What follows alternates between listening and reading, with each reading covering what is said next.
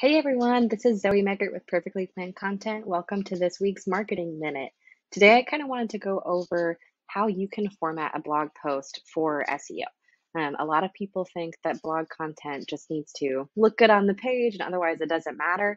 That's not totally true. So today I want to show you how we use our Yoast plugin on WordPress to format our blog posts appropriately.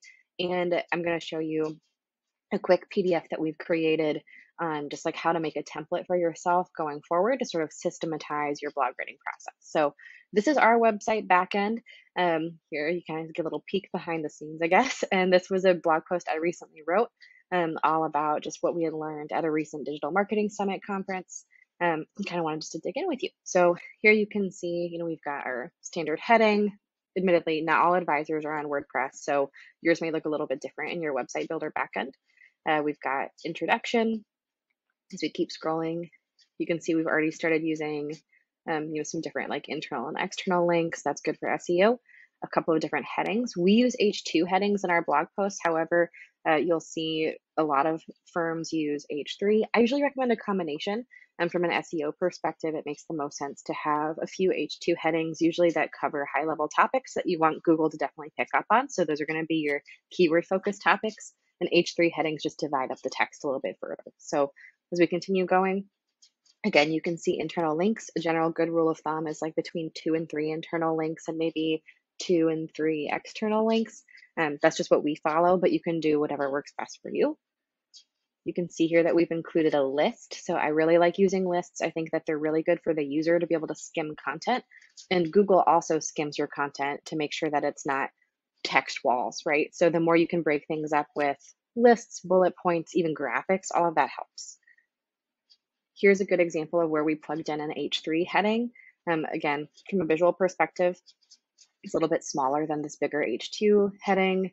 No one's Googling how to identify questions about content, but how can advisors create helpful content is more of a keyword focus. So that's our H2. And we'll kind of scroll down here to the bottom.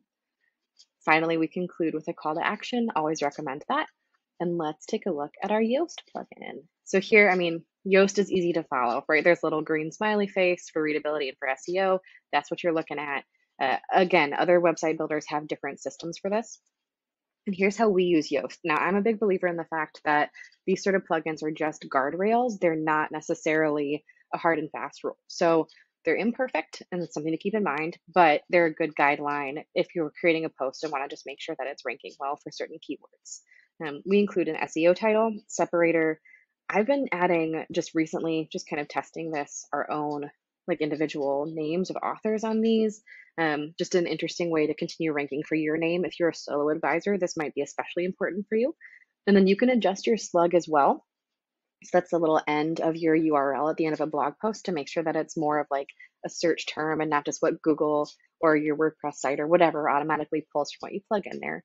And then this is your meta description, and that's really critical as too. So you're going to want to include keywords here, but also make sure that from a user's perspective, I understand exactly what I'm getting when I click on this article. Then if I open up our SEO analysis, you can see here, we're not perfect. We have some things here, so key phrase and subheadings. We didn't have that in all of these. You're not going to be perfect every time. That's not the goal. Again, the goal here is just to use this as sort of guardrails to keep you in the right lane as you write SEO-friendly content. A couple other things to look at, and we usually try to go for the things that are the easiest lifts to get us where we want to go. So meta description length, used key phrase, is it repetitive over and over again in all your blog posts, or are you kind of shaking it up because that's what Google likes to see? How long is your text? Internal links and external links, images. It likes you to make sure that you're adding images into your post, and if you do, to use the title as the image title so that it's ADA compliant, all that good stuff. So this is how you use Yoast. And then let's click on the article so that you can see it live on our site too, because I think that helps. Okay, you can see here, we were avoiding big text walls by breaking it up with lists in almost every section. Links help people stay on the site for longer. Key H3 headings help us to sort of chunk out different sections of text.